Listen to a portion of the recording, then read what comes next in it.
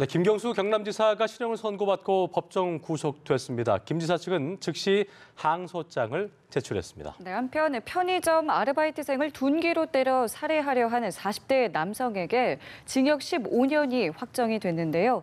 오늘 관련 내용을 백성문 변호사와 함께 짚어보겠습니다. 어서 오십시오. 안녕하세요. 안녕하세요. 네. 자, 드루킹 댓글 조작 공모 혐의로 어제 드루킹 김동원 씨도 그렇고 김경수 경남도지사에 대해서 법원이 1심에서 징역 2년형을 내렸고 법정 구속까지 했습니다.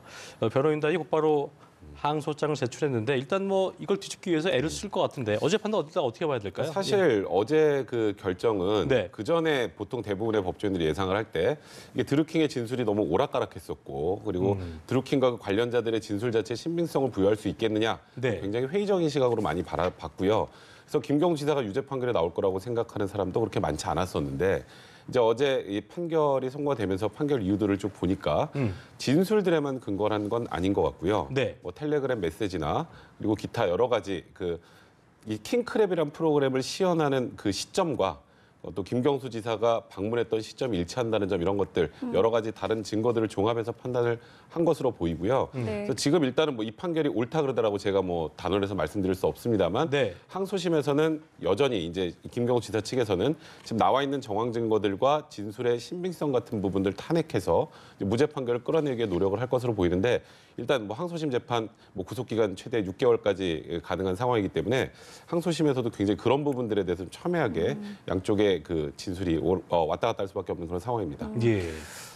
그간 이제 아니다. 이제 혐의를 굉장히 좀 네. 부인하는 모습들을 보였는데 항소심에서는 그 전략이 좀 달라질 수 있을까요? 그거는 변하지 않을 거예요. 김경수 지사가 어제도 1심 판결 선고가 난 다음에 얘기를 했죠. 예, 다음에 굉장히 이번 판결에 대한 부당함을 또 얘기를 했고 예. 그걸 이제 변호사를 통해서 외부로 공개를 했단 말이죠. 예. 근데 여기서 지금까지 입장을 바꿔서 일부를 시인하면 이거는 법적으로도 그렇고 정치적으로도 그렇고 사실상 김경수 지사가 버텨내기 좀 힘든 상황일 것 같고요. 예. 이제 이 증거를 어떻게 이제 탄핵을 해서 이제 증거 관계가 이건 김경수 지사가 유죄가 아니라는 쪽으로 만들어 갈지에 대해서 이제 고민을 할 거고요. 네. 지금 일단 제일 이제 이슈가 되는 건 계속 드루킹 김동원 씨 진술이 오락가락했던 부분들 가지고 지금 정치권에서도 계속 얘기를 하고 있지 않습니까? 예. 근데 일단 어제 재판부에서 바라본 건 진술이 오락가락한 부분들 일부는 인정을 했어요. 하지만 오락가락한 진술 속에 객관적 증거와 부합하는 진술이 있다라는 취지로 이제 유죄 판결을 한 거거든요. 이제 그런 부분들을 과연 항소심에서 어떻게 다툴지에 대해서 뭐 전략을 마련할 가능성은 있지만 말씀하셨던 것처럼 입장을 바꿔서 이 상황을 시인하는 쪽으로 갈 가능성은 없다 이렇게 계속 봐야 될 것 부인할 같습니다. 것이다. 네. 이번 재판이 이제 뭐 쟁점이 그런 거였죠. 댓글 조작 프로그램이었던 킹크랩을 이걸 이제 김경수 지사가 알고 있었는가가 핵심이었는데 유죄 판단을 내리는 데서 법원이 결정적인 어떤 단서가 됐던 게 이제 텔레그램 메시지였는데요. 어떤 부분을 좀 주목해서 봤다고 저희가 봐야 될까요? 일단 2016년 11월 9일에 이제 드루킹 측에서는 이렇게 얘기했죠. 그날 킹크랩 시연을 했고 예. 김경수 지사가 그걸 보고 고개를 끄덕였다. 네. 그래서 이제 본격적으로 개발을 했고 댓글 조작을 한 것이다라는 취지였는데 예. 이제 김경수 지사는 그렇게 얘기했어. 나 거기 그날 간 건 맞다. 간 건 맞는데 킹크랩이고 뭐고 난 그런 거 전혀 모른다. 나는 그 경공모에 관련된 활동 관련된 얘기들만 들었지 그건 보지 못했다는 취지의 주장을 했었어요. 지금까지. 그런데 이제 문제는 그 진술, 당사자 진술 외에 추가 증거가 있냐가 굉장히 중요한 관심사였는데 네. 첫 번째는 김경수 지사가 방문했던 시점에 킹크랩이 구동이 됐다는 게 확인이 됐습니다. 그럼 못 볼 수가 없다는 거죠? 근데 이제 그 상황에서 그러면 지금 말씀하셨던 것처럼 그게 구동이 된 거랑 예. 나하고 무슨 상관이야 이렇게 얘기를 할 수도 있는데 예. 킹크랩이 이게 누군가에게 보여주기 위한 방식으로 시연이 일단 됐다라는 거예요. 그렇죠. 그렇다면 이걸 누군가에게 보여주려고 시연했다면 그때 이걸 보러 오는 사람은 김경수 지사밖에 없었으니까 김경수 지사 봤을 가능성이 많다라는 거나 그다음에 텔레그램 메시지 중에 이런 게 있습니다. 킹크랩 구현 98% 정도 완료했습니다. 이제 그런 문자 그 텔레그램 메시지가 김경수 지사한테 간 게 확인이 됐거든요. 예. 그렇다면 킹크랩 자체를 몰랐다고 보기 어렵지 않느냐. 그러니까 재판부는 그렇게 바라본 거고요. 그래서 김경수 지사는 계속 부인을 해왔지만 그런 여러 가지 증거와 그다음에 킹크랩 개발자였던 우모 씨가 있습니다.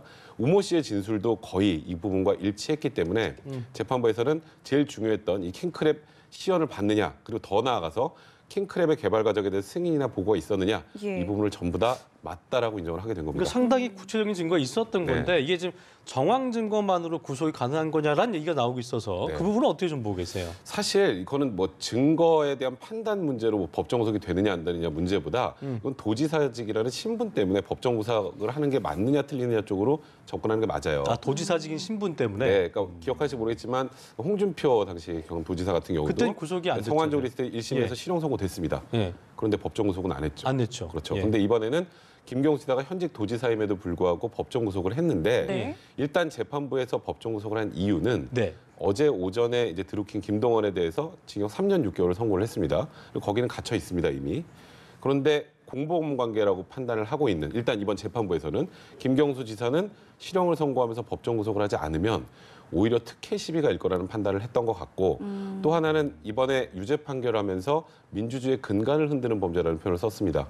사안의 중대성을 본 거죠? 죄질이 굉장히 안 좋은 상황이라고 바라봤기 때문에 통상적으로 이 정도 상황이면 실형을 선고하더라도 네. 법정 구속은 하지 않고 예. 나중에 이제 형이 완전히 확정되면 그때 이제 형 집행을 하는 경우가 종종 있었는데 이번에는 그럼에도 불구하고 법정 구속을 바로 한 것 같습니다. 그렇군요. 그 일반적으로 이 법정 구속을 하는 기준이라는 게 따로 있는지도 궁금한데요. 사실 일반인은 실형 선고하면 다 법정 구속이에요. 실형 선고하면서 법정 구속 일반인이면 다 실형 거의 대부분 그냥 법정 구속입니다. 어. 그러니까 징역 2년을 선고한다 하면 바로 법정 구속입니다. 예. 근데 가끔 예외적으로 이제 사회적으로 뭔가 지금 사회적 혼란을 좀 방지하기 위해서 좀 특별한 사유, 예를 들어서 지금 경남 도정에 공백이 생기죠. 예. 이제 부지사가 권한 대행을 해야 되는데 그런 상황들이 있으면 재판부가 좀 합리적 고려를 해서 실형을 선고하되 이제 법정 구속은 하지 않고 나중에 이제 대법원까지 가서 형이 확정되면 그때 이제 형을 집행하는 경우들도 종종 있는데 이번 같은 경우는 그 선택을 일단 1심에서 하지 않은 겁니다. 그러니까 기본적으로 이런 얘기가 있더라고요. 법정 구속 요건 중에 하나가 계속해서 뭐 강하게 부인을 한다거나 그런 부분이 있던데 그런 것도 고려를 좀 했다고 봐야 될까요? 그러니까 일반인은 부인하건 시인하건 대부분 그냥 법정 구속을 하고요. 네. 그러니까 이게 이번 같은 경우에 법정 구속을 하게 된 가장 큰 이유는 현직 도지사임에도 불구하고 예. 일단 재판부가 바라보는 관점은 재판부 입장에서는 나름 확실한 증거들이 있는데 김경수 지사는 처음부터까지 시종일관 부인해왔죠. 네. 이제 그런 것들, 그러니까 범행을 인정하고 자백하는 것과 범행을 부인하고 끝까지 이렇게 증거가 있음에도 불구하고 하는 것은 재판부가 볼 때 죄질 판단이 굉장히 안 좋죠. 그러니까 죄질이 안 좋고 이 예. 죄 중이 굉장히 중하다고 판단한 겁니다. 그래서 일단 재판부의 입장은 그런 취지로 법정 구속을 했다고 봐야 될 것 같습니다. 그렇군요. 예. 자, 그리고 두 가지 혐의 가운데 하나였죠. 이 공직선거법 위반 혐의에 대해서도 유죄가 나왔는데 이 판단의 근거는 또 어떻게 볼 수 있을까요? 그러니까 이게 센다이 총영사직을 제안하면서 4.13 지방선거까지도 이런 댓글 조작을 좀 독려했다라는 그런 혐의였거든요. 네. 근데 일단은 뭐 김경수 지사 측에서는 뭐 센다이 총영사직 뭐 복수로 후보 올린 것들은 맞지만 이건 선거와 무관하다는 취지의 주장을 했었는데 재판부가 바라보기에는 그동안의 킹크랩 시험부터 지금 뭐 지속되었던 그 댓글 조작 활동이나 그 드루킹 쪽에서 그런 것들에 대해서 김경수 지사가 이미 알고 있었고 그에 대한 감사의 마음이었다면 이거는 그러면은 어느 정도의 그 대가 관계 같은 것들이 좀 인정이 된다라고 바라본 거고요. 네. 그래서 이 부분도 유죄를 인정했고 이건 분리해서 선고를 했습니다. 예. 이 부분은 징역 10월에 집행유예 2년을 선고하게 된 겁니다. 예. 어제 그 법원의 판단을 놓고 이제 여당에서는 네. 이제 실형 선고와 법정 구속이 통상적인 양형 기준을 좀 넘어선 상식 이하의 결정이라는 그 의견을 표명했는데 이 부분은 저희가 어떻게 바라봐야 돼요? 일단 업무방해죄 권고형보다는 조금 더 중하게 때린 건 맞습니다. 그렇습니까? 징역 2년을 선고한 것은. 예. 그런데 이제 같은 업무방해죄여도 이 재판부가 바라보는 관점에서는 단순하게 일반인들이 하는 그냥 뭐 어디 가게 가서 행패 부리고 하는 그런 수준의 업무방해가 아니라 그런 게 아니고. 이거는 이제 여론을 조작하려고 했다라고 이제 판단을 한 거죠, 재판부는. 그렇기 때문에 이건 일반 업무방해죄에 비해서는 예. 좀 더 중형을 선고하는 게 맞다라고 판단한 것 같고요. 예, 예. 그래서 이제 통상 업무방해죄 권고형량보다 좀 높게 선고를 했기 때문에 뭐 지금 이 부분에 대한 판단의 뭐 당부는 이제 제가 여기서 논할 건 아니지만 예. 재판부가 그렇게 바라봤다면 형량 자체가 사실 그렇게 중하다고 판단하진 않습니다. 그렇군요. 아, 그 자, 당초 이 선고가 원래 25일이었잖아요. 그렇죠. 그러다가 이틀 전에 이 선고를 연기했던 부분에 대한 좀 논란도 있습니다. 원래 이렇게 선고 연기 이런 부분이 좀 글쎄 어떻게 좀 진행이 되는 건가요? 원래 이제 선고 연기는 재판부가 고민이 많을 때 가끔 해요.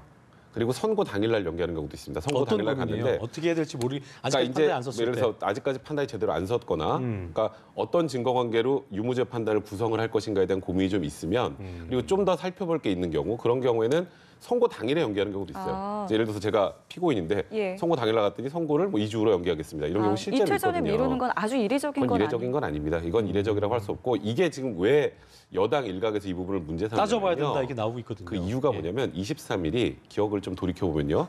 양승태 전 대법원장의 구속영장 실질 심사일입니다. 그리고 그걸 뭐 보고 그러니까 했다는 그걸 거예요? 보고 유무죄 판단을 바꾼 것 아니냐. 보기 그러니까 위해서. 이제 지금 뭐 계속 나오는 게 이 지금 뭐 판사와 양승태 전 대법원장과의 관계에 대해서 지금 자꾸 얘기를 하고 있지 않습니까? 그러다 그렇죠. 보니까 이게 선고기일을 연기한 게 그래 양승태 전 대법원장 구속시키나 안 시키나 한번 보자. 그래서 그리고 구속이 되니까 갑자기 무죄 판단해야 될 걸 유죄로 한 게 아니냐. 라는 취지의 지금 주장인 거고요. 그래서 선고기일 연기를 거기다 그 관점에 포커스를 맞추면 이상하다고 생각하는 분들도 있겠지만 뭐 일반적인 선고기일 연기는 그렇게 이게 이례적인 상황은 아니라고 봐야 될 것 같습니다. 예. 지금 말씀하신 것처럼 성부장판사에 대한 관심이 커지고 있는 상황인데 네. 양 전 대법원장의 키즈로 불리우는 지목이 되고 있어요. 그래서 김 지사가 이제 특히나 자필 입장문에다가 양 전 대법원장과 특수관계다. 재판장을 문제 삼았는데 네. 이 부분은 어떻게 바라보셨어요? 사실 이건 좀 조심스러운 부분인데요. 조심스럽죠. 이제 과거에 일단은 양승태 전 대법원장의 비서실에서 일을 했었고 그리고 양승태 전 대법원장과 굉장히 가까운 사이라고 알려져 있는 건 사실입니다. 뭐 등산 모임도 많이 같이 다니고. 근데 그렇다고 양승태 전 대법원장이 구속됐다고 이거를 증거관계를 다 뒤집어서 유죄 판단한다는 건 사실 일단 법조인한 사람 입장에서는 좀 일단 그 주장은 좀 납득이 되지 않고요. 그거야말로 실제 그랬다면 사법농단인 거기 때문에. 근데 그렇죠. 지금 예. 문제는요. 지금 이 성장업 판사 같은 경우에 과거에 박근혜 전 대통령 그 특활비 수수 관련해서 징역 6년 선고한 적이 있고요. 예. 그렇죠. 김기춘 실장 구속했고 조윤선 전 장관도 구속했습니다. 그럼 그때 판결은 맞고 지금 판결은 틀리다. 사실 그런 관점으로 바라보면 안 될 것 같고요. 물론 굉장히 억울한 측면이 있어서 예. 이런 부분들까지 혹시 그래서 그런 것 아닐까라고 생각할 수는 있겠지만 예. 이걸 예를 들어서 이런 식으로 해서 이거는 뭐 적폐 판사의 무슨 어떤 프레임이 잘못된 만들어지면은 판단이다라는 네. 이런 정치적인 그런 프레임 설정은 저는 개인적으로 생각할 때 옳지 않다고 생각을 하고 국민들도 혼란스러울 수 오히려 있기 때문에. 항소심에서 어떻게 법리 공방을 해서 예. 무죄 판단을 받을지에 대한 고민을 하는 게 맞지 않을까 생각드네요. 예. 예.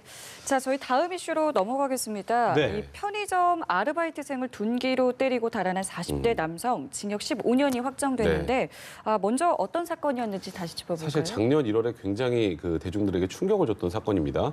부평의 한 편의점에서 여자 아르바이트생이 일을 하고 있었는데 그 여자 아르바이트생이 화장실을 가는 걸 따라 들어가서 둔기로 굉장히 심하게 폭행을 했고요. 정말 사망할 뻔한 상황이었는데 그 이후로 이 뭐 여성 아르바이트생 피해자는 3번 정도의 수술을 했다라고 해요. 두개골도 한 머리 됐다. 네, 두개골이 한 머리 예. 됐었죠. 예. 사실상 좀 조금만 늦게 발견됐으면 사망할 뻔한 그렇죠. 사건이었는데 예. 근데 그 당시에 대중들이 놀랐던 게 도대체 이유가 뭘까? 네. 근데 그 당시에 이유는 무시하는 눈빛으로 나를 쳐다봤다는 거였어요. 근데 그게 사실 이건 완전한 주관적인 해석이지 않습니까? 그렇죠. 근데 문제는 이 사람이 이거 한 건이 아니에요.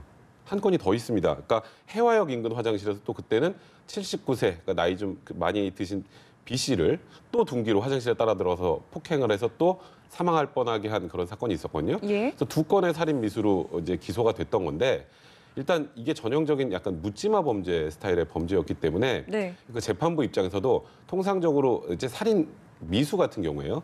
물론 뭐 형은 무기징역까지 선고, 뭐 사형까지도 선고할 수는 있지만 이론상 실질적 양형 기준은 그거보다 굉장히 낮습니다. 사망의 결과가 발생하지 않으면.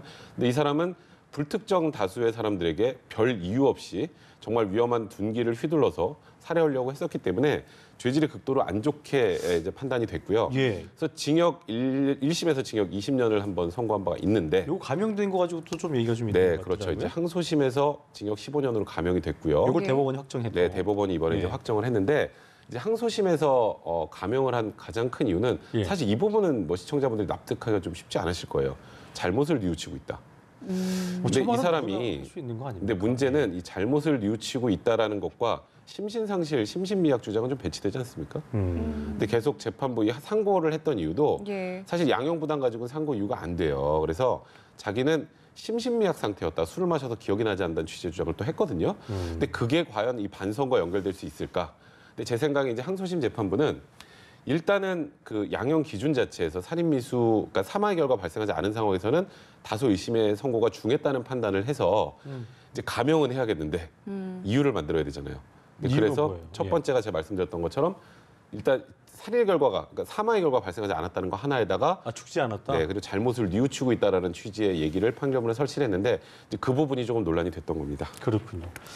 자, 어쨌든 이런 그러니까 양형 항상 보면은 이런 심신미약 같은 주장에 대해서 상당히 논란이 많을 때가 네. 있는데 이게 좀 어떤 거는 그걸 적용하는 게 맞는 것이고 네. 그렇지 않은 사건도 있고 이게 뭐 사건마다 다르잖아요. 네. 이 부분은 어떻게 좀 저희가 접근을 해야 돼요? 일단 그래서? 심신미약하면 우리가 보통 사람들이 범죄 사실 저지르고 제일 많이 하는 게 저 술 마셔서 기억 안 나는데 그러니까요. 근데 실제로 술 마셔서 기억 안 나서 감형이 되는 경우도 있고 술 마셔서 기억이 안 난다고 해도 그대로 네. 선고하는 경우가 있는데 그게 뭐냐면 심신미약이나 심신상실을 결정하는 기준은 술을 먹었건 마약을 먹었건 이런 뭐 정신적으로 뭐 질병에 시달리건 이런 걸로 기준을 판단하는 게 아니라 예. 범행 당시에 이 사람이 사물을 변별할 능력이나 의사결정할 능력이 있었냐는 거예요. 그러니까 이번 사건 같은 경우는 본인이 누구를 공격하는지에 대해서 명확하게 알고 있었잖아요. 대상을 그렇죠? 자기가 그렇죠. 인지하고 본인이 있었던. 특정했고 왜 그랬는지까지 알고 있잖아요.